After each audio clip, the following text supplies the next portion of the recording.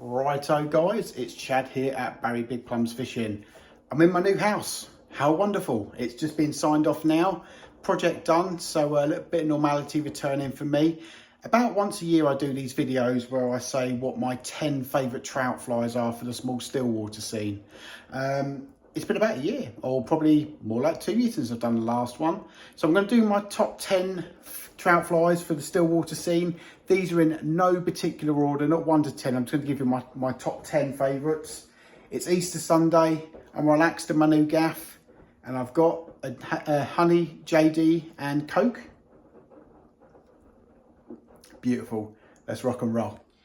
Coming in, we have Martin Williams, the Black Leech. What else can I say about the Black Leech, guys? It's so versatile, sold by Martin Williams.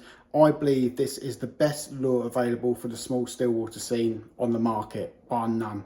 I use this on a long lead or a floating line, crept back. I use this on an intermediate line, crept back, or pulled at speed. I've caught fish on this at every venue, at every part of the year. I've even caught in the middle of summer using this lure.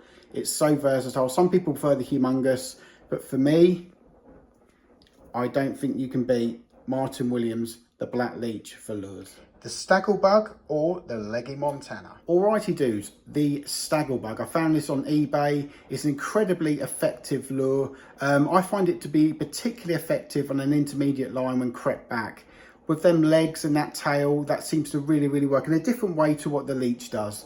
I first used this at Forward Springs a couple of years back in the dead of winter. Crept back, I had some absolutely stonking takes, and I've had some good fish on this this Montana variant. I don't know, just sometimes the Fritz there I think just does work a little bit differently to the Leech, and I like to have it in my fly box because it's very effective. The Kickass Damsel. Alrighty, the Kickass Damsel. You've seen this a few times on my channel.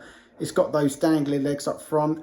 On an intermediate line, it's absolutely deadly in the stillwater scene. I've had so many fish on this over the last couple of years. Paul Dixon from Fastmail Tackle. Check it out online. Order your flies through him. You can get different colours, white, black, copper colour, and these green ones, which I like here. Just figure eight back on an intermediate line. I guarantee you this is a fish catching fly. I've had so many big fish on this. You know, the Totally Awesome Fishing Show has the Pearly Daddy, and BarryBigPlums Fishing has the Kickass Damsel. Highly recommended. The Fulling Mill Blue Flash Damsel. The Blue Flash Damsel, what more can you say about it? If I don't know what to fish when I go to a new venue, I will crack out the Fulling Mill Blue Flash Damsel. This particular fly has accounted for more trout for me over the years than pretty much anything else, to be honest. It's the fully milled one, you know, it's not too leery. It's got a little bit of flash there in the tail. Works incredibly well when crept back slowly, intermediate lines and a floating line with a long leader. It's just that jack of all trades fly. It just works everywhere. Everywhere I fished it, I've caught fish on this fly. You can get flashier damsels out there, heavier damsels out there, but for my money, you know, I can catch 100 fish on this fly. It's well put together. I guarantee you this will work for you too. Really good. Dropping from the list this year is Sid Knight's Pearly Daddy. We're now moving across to the Fulling Mill Gold Nugget Daddy. On previous lists, I would recommend Sid Knight's Pearly Daddy. Unfortunately, Sid Knight passed away a couple of years ago. I've only got a couple of these left. It's tungsten headed. It's incredibly effective, but I can't really recommend a fly which is impossible to buy now. So I've replaced Sid Knight's Pearly Daddy with the Fulling Mill Gold Nugget Daddy. It's got a white body there when the camera actually focuses. I've caught a lot of fish on this fly. This is a great daddy variant. It's good on a long floating line, you know, sort of twitched back, or I've had a lot of fish on the drop as well with this. In the winter, it works really well as the summer months. Probably the only knock I have on this fly is when you take it out the trout, do be aware that white bit there is a little bit fragile. So if you start putting your forceps over it, you will find that this fly will fall to pieces just because of, you know, rough forcep handling. But it's a really good fly. I've had some great brown trout actually on this over the years. So I'm recommending the Fulling Mill Daddy opposed to the now defunct Pearly Daddy, simply because Sid Knight is sadly no longer with us. The Pheasant Tail Nymph.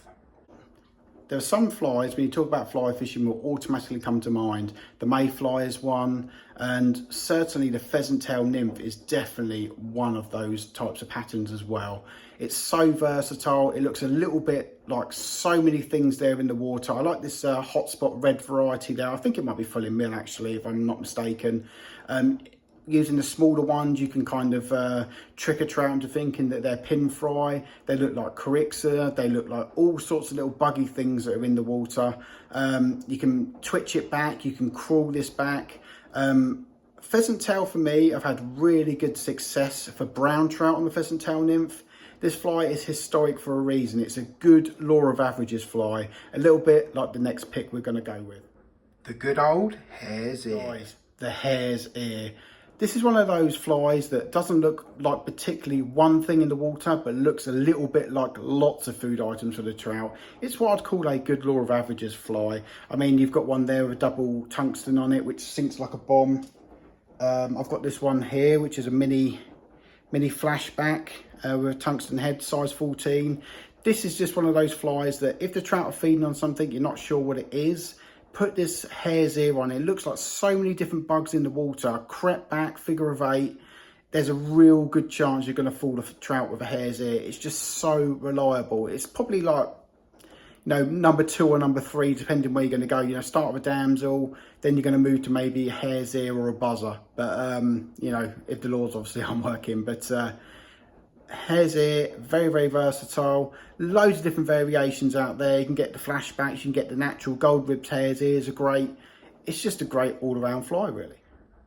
The Daiwl Bach. Righto, folks, you've rolled up to a fishery, you've tried your cat's whiskers, you've tried your snakes, you've even tried damsels, and you're scaling down your fly, Hares Ear, pheasant tails.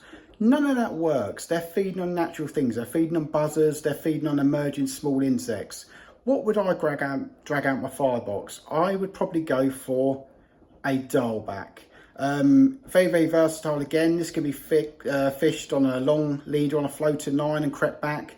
But the way I like to fish things like this is generally with droppers. I would fish it on a fab or something like that on the point, and I'd have 2 of these and I'd fish them static into the wind. That's an absolutely devastating way to fish the Daiwl Bach.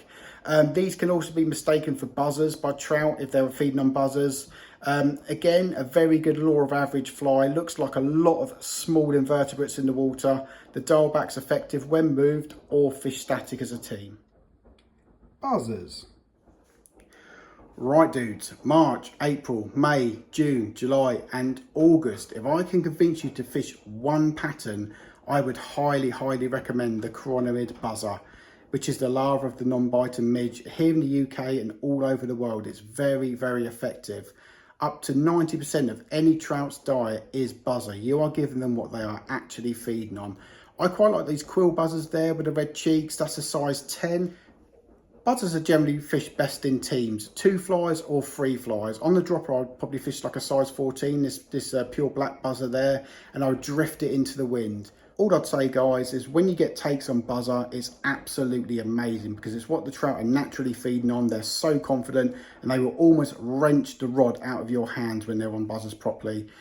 It takes a bit of getting used to, letting them drift around in the wind and not retrieving them. But when you crack it, it's one of the most rewarding ways to fly fish that you can do. It's absolutely amazing. Anyone who loves buzzer fishing will tell you, quill buzzers, guys, that's the way to go. Stalking bugs. The gator bug. The gator bug, guys. I haven't fished many stalking waters over the last year due to the increased cost of the ticket, such forth. We won't go over that in this video, but I'm a big fan of micro stalkers. Rather than putting a big size 10, you know, sort of 5mm tungsten in front of them that you can only literally flick to them, I love these like size 16 little stalking bugs. I would maybe substitute this with a when all else fails size 16, but this little gator bug there, which is kind of named after Luke Gator. He does full-on fly fishing. Recommend his videos. He's a really great guy. But these micro stalkers with a little bit of green at the back, if you're looking for a trout, you can visually see the trout feeding, then you need a stalking bug. I've really enjoyed using these gator bugs the last year. I literally just cast in front of the fish and twitch it away. And being that little bit smaller, quite often you can tempt that really, really fussy trout. I have even seen people attach these like indicators and things. You don't need to, guys. It's all about visual fishing. but it works an absolute treat. So here you have it, guys, my top 10 flies for the small still water scene. I hope you enjoyed the video, and I'm just going to chill out, enjoy the rest of my Easter Sunday, enjoy this honey JD and Coke, and hopefully I'll see you on the water soon. All the best, guys. Take it easy.